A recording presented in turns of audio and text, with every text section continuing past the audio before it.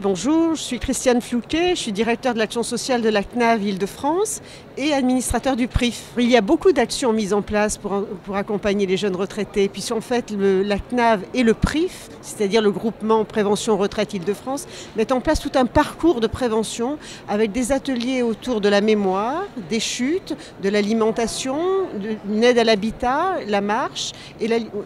Voilà, donc c'est 5 ateliers, 5 thèmes et 8 ateliers possibles. Une résidence autonomie, c'est un concept tout nouveau puisqu'il est prévu par une loi qui va bientôt être votée et il s'agit en fait de foyers logements adaptés répondant à un cahier des charges précis, mais cette précision sera fixée par la loi.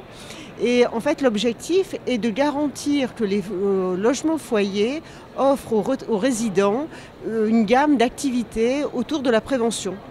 Voilà, donc on revient sur les actions préconisées par la CNAV également, donc toutes ces activités autour de la prévention. Elle s'adresse aux retraités autonomes qui souhaitent rester le plus longtemps possible dans un contexte normal, donc dans un domicile. La résidence autonomie, c'est un logement normal, un domicile. Et donc tous les retraités encore autonomes peuvent s'y installer lorsque leur propre domicile n'est plus adapté à leur mode de vie. Les personnes doivent vivre dans un logement normal, non stigmatisant, c'est-à-dire il n'est pas question d'avoir un logement complètement médicalisé. Donc les premiers conseils, ça sera peut-être d'avoir une salle de bain facile d'accès, avec au lieu d'une baignoire, une douche. Alors bien sûr, la douche à l'italienne, c'est la solution dont on peut rêver, mais il peut y avoir des douches aussi facilement accessibles qui ne sont pas forcément à l'italienne. Mettre aussi des barres d'appui à côté des toilettes, parce que lorsqu'on tombe, c'est peut être pratique de s'accrocher à cette barre d'appui. Mais aussi dans la cuisine. Dans la cuisine, il peut y avoir des placards facilement accessibles.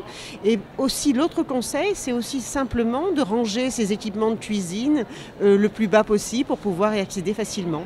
Voilà, c'est tout simple. Ne pas faire traîner de fil, ne pas mettre de tapis des endroits où on peut tomber, et puis aussi éclairer son logement. Éclairer son logement, c'est-à-dire en se levant la nuit, pouvoir avoir des lumières qui s'allument facilement pour ne pas tomber lorsqu'on va aux toilettes. Voilà, des conseils tout simples.